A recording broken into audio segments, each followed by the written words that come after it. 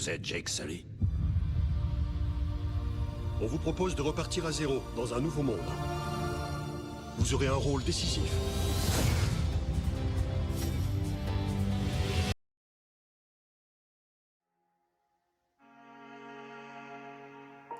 Je ne demande pas grand-chose, juste de quoi tenir pendant l'été.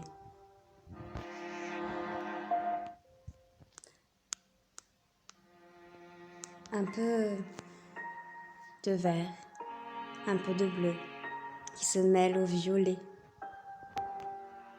La présence des grandes ondes, des grandes énergies cosmiques, telluriques, de l'univers qui viennent au rendez-vous le soir pour verser mon cœur dans l'oubli d'un espoir insoupçonné, celui de notre vraie nature profonde, de toutes ces étoiles dont nous venons, de toute la richesse que nous avons, de tout ce qu'un homme est plus grand que ce qu'on lui a inculqué par son éducation, que tout ce qu'un homme a dans ses gènes, ses capacités. Si l'homme est devenu ainsi, ce n'était pas sa nature. Cela s'appelle le conditionnement. Les hommes se sont conditionnés, ou plutôt les hommes ont été conditionnés par la peur et la crainte de ne plus répondre à leurs besoins vitaux, à leur cerveau reptilien. Tout ceci a été fait par la menace, par la peur, par tout ce qui peut entraver ce qu'un homme a le droit de vivre, c'est-à-dire l'abondance, c'est-à-dire la gloire, le bonheur, la joie. C'est aussi le temps de pouvoir vivre, le temps de pouvoir respirer et de pouvoir penser un petit peu par soi-même. La pensée est très complexe, penser par soi-même est très, très compliqué. Même quand on médite, même quand on est fort, on comprend que la pensée n'est pas que la nôtre. La pensée est une connexion simultanée de neurones, d'ondes, d'énergie, de vibrations. En fait, une pensée, ce n'est pas forcément un état d'esprit que quelqu'un a dans sa tête. Une pensée, c'est un entremêlage du grand esprit, du tout. Mais c'est aussi la confusion des émotions. Et c'est cela qui mène les hommes à leur faillite. C'est cela qui fait qu'il y a trop de misère sur Terre. C'est pour cela que certains reviennent aujourd'hui. Et c'est pour cela que vous êtes parmi nous.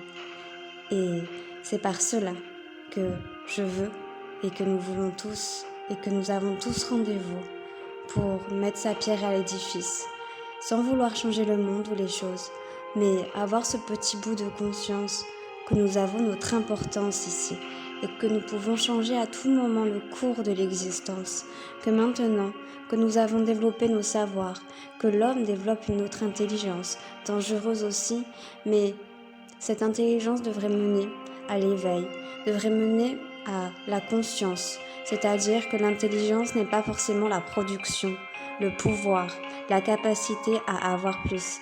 L'intelligence, ce serait la sagesse d'esprit, l'enseignement philosophique des choses. Ce serait aussi voir l'immatériel, c'est-à-dire le détachement de toute chose futile, de toute cette société de consommation. Mais pour cela, l'homme se doit et a beaucoup de travail dans son développement.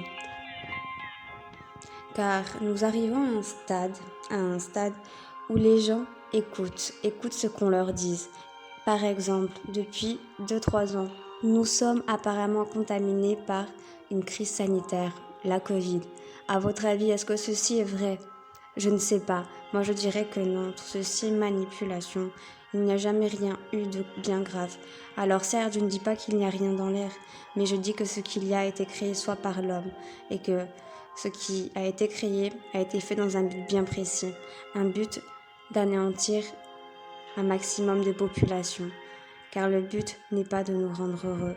Pour ceux qui sont des consciences qui sont venues ici dans de mauvaises intentions. Car il faut savoir qu'il y a plusieurs types de personnes sur Terre. Il y a celles qui veulent le bien et il y a celles qui n'ont pas encore compris que malgré la possibilité d'avoir du pouvoir, eh bien ceci ne les rendra pas heureux. Et du coup, elles engendrent le mal et la souffrance. Nous avons été créés par des forces supérieures qui voulaient juste que nous soyons des esclaves. Et ces forces supérieures qui ont fait de nous des esclaves avaient peut-être un certain respect envers nous, une certaine vigueur envers nous, mais que ceci était partagé, qu'il y avait toujours des parties qui voulaient plus. Et c'est par cela que nous avons fait faillite. Maintenant, il faut repenser à un autre monde. Il faut savoir que nous avons nos richesses, que nous avons la possibilité de voyager au-delà de l'espace et du temps par notre conscience, par notre propre pouvoir, par l'immatériel, par quelque chose qui ne s'achète pas, mais quelque chose qui se développe à l'intérieur de soi. Et pour cela, il faut savoir se poser. Il faut savoir un peu méditer et ne plus aller chercher à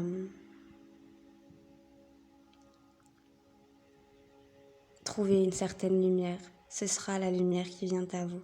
Votre aide de lumière revient toujours à vous. Il a toujours été là. Au final, ce n'est pas nous qui allons vers l'éveil, c'est l'éveil qui vient vers nous. Et quand cet éveil vient vers nous, tout est évident et on ne recule plus face au monde d'aujourd'hui qui est trop robotisé. Nous ne sommes pas des hommes-machines. Nous sommes des hommes avec un cœur, avec un esprit et avec une âme et un passé. Nous ne pouvons pas renier cela. Certes, tout le monde ne sera pas d'accord, car beaucoup de gens ne croient pas aux vies passées, aux réincarnations, à plein de choses. Mais en tout cas, il serait évident de savoir qu'une personne a une vie et il y en a eu bien d'autres. Maintenant, c'est à elle de la reconstruire et de faire cette mission qui est la mission de tous. Je vous dis à bientôt et merci de m'avoir écouté.